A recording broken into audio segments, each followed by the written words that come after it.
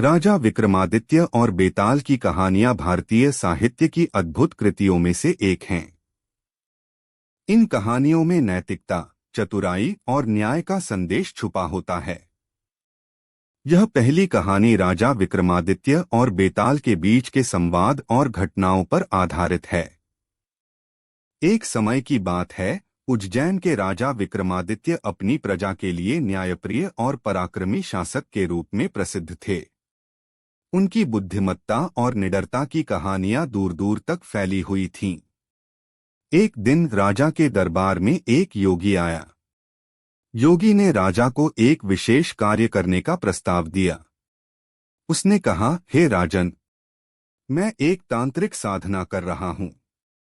इसके लिए मुझे एक विशेष शव की आवश्यकता है, जो श्मशान में बरगद के पेड़ पर लटका हुआ है।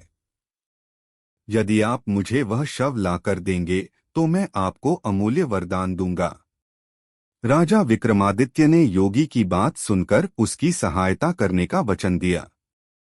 वह अपने तलवार और मशाल के साथ श्मशान की ओर निकल पड़े। वह रात अमावस्या की थी और अंधेरा घना था। श्मशान के वातावरण में चारों ओर सन्नाटा था। जब राजा वहां पहुंचे तो उन्होंने देखा कि बरगद के पेड़ पर एक शव लटका हुआ है।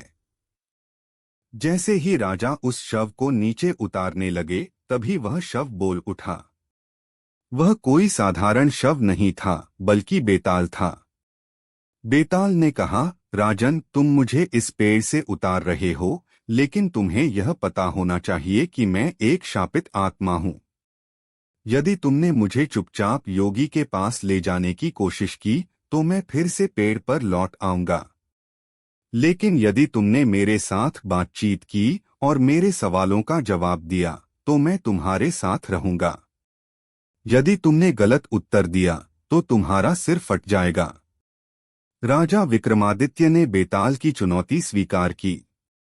बेताल ने अपनी पहली कहानी सुनानी शुरू की। कहानी। किसी राज्य में धर्मसेन नाम का एक राजा था। उसकी 4 रानियां थीं, रूपवती, सुशीला, विद्यावती और सुंदरिका। चारों रानियां अपने गुणों के लिए जानी जाती थीं।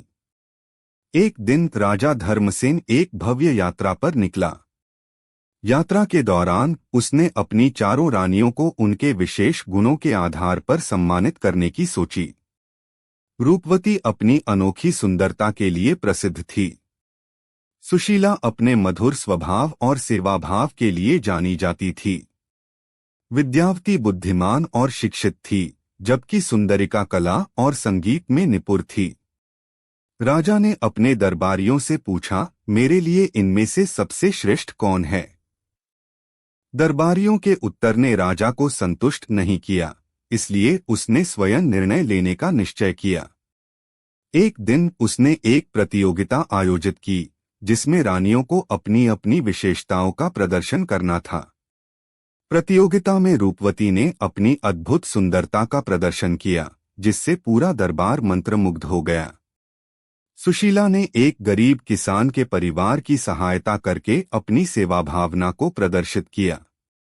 विद्यावती ने अपने ज्ञान और तर्कशक्ति से राजा के सवालों के उत्तर दिए। सुंदरिका ने अपने गायन और नृत्य से सभी को मोहित कर दिया। राजा ने प्रतियोगिता के अंत में निर्णय लिया कि सुशीला सबसे श्रेष्ठ है, क्योंकि उसने अपनी करुणा और सेवा से मानवता का उदाहरण प्रस्तुत किया। बेताल ने राजा विक्रमादित्य से पूछा, हे राजन, अब आप बताइए कि राजा धर्मसेन ने सही निर्णय लिया या नहीं। यदि आपको उत्तर पता है और आपने नहीं बताया तो आपका सिर फट जाएगा, और यदि उत्तर गलत हुआ तो मैं लौट जाऊंगा। राजा विक्रमादित्य ने कुछ क्षण विचार किया और उत्तर दिया, राजा धर्मसेन ने सही निर्णय लिया। रूपवती की सुंदरता, विद्यावती का ज्ञान और सुंदरिका की कला प्रशंसनीय हैं, लेकिन सुशीला का सेवाभाव सबसे श्रेष्ठ है। क्योंकि सुंदरता, ज्ञान और कला केवल व्यक्तिगत गुण हैं, जबकि सेवाभाव से समाज का लाभ होता है। सुशीला का कार्य सबसे अधिक प्रेरणादायक और उपयोगी था। बेताल राजा के उत्तर से संतुष्ट हुआ और बोला, राजन, तुमने सही उत्तर दिया, लेकिन अब मैं फिर से पेड़ पर लौट रहा हूँ। यह कहकर वह बेताल हवा में गायब हो गया और फिर से बरगद के पेड़ पर जा बैठा। राजा विक्रमादित्य मुस्कुराए और दोबारा उसे पकड़ने के लिए आगे बढ़ गए।